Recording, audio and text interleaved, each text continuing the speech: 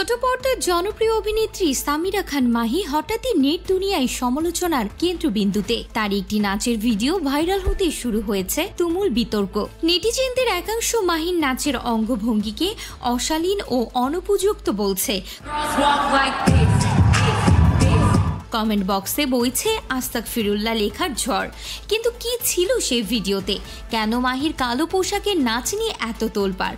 শুধু মাহি নন, একই অনুষ্ঠানে নেচে তোপের মুখে পড়েছেন আরেক অভিনেত্রী সামিয়া অথই। পুরো ঘটনা জানতে দেখতে থাকুন আজকের এই ভিডিও। সম্প্রতি সামিরা খান মাহির এক অনুষ্ঠানে নাচের ভিডিও প্রকাশের কিছু সময়ের মধ্যেই সামাজিক মাধ্যমে ছড়িয়ে পড়ে এবং দ্রুত ভাইরাল হয়ে যায়। তবে ভাইরাল হওয়া ভিডিওটি প্রশংসার চেয়ে সমালোচনারই বেশি জন্ম দিয়েছে।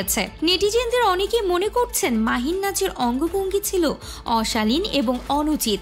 বিশেষ করে তার পোশাক এবং প্রকাশ ভঙ্গি নিয়ে অনেকে ক্ষোভ প্রকাশ করেছেন।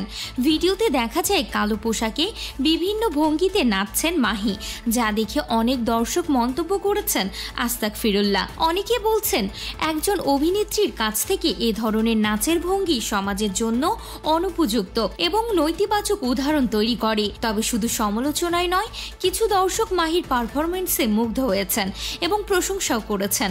তবে এই বিষয়ে এখনো পর্যন্ত মাহির পক্ষ থেকে কোনো প্রতিক্রিয়া পাওয়া যায়নি।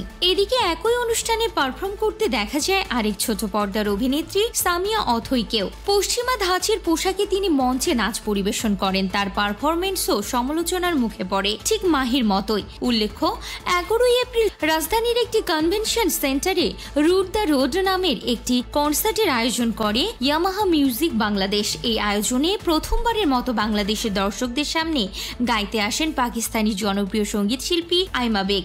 তার পরিবেশনার পাশাপাশি মঞ্চে পারফর্ম করেন সামিরা খান মাহি ও সামিয়া অথই। আর এই পারফরমেন্স ঘিরেই শুরু হয় সমালোচনার ঝড়।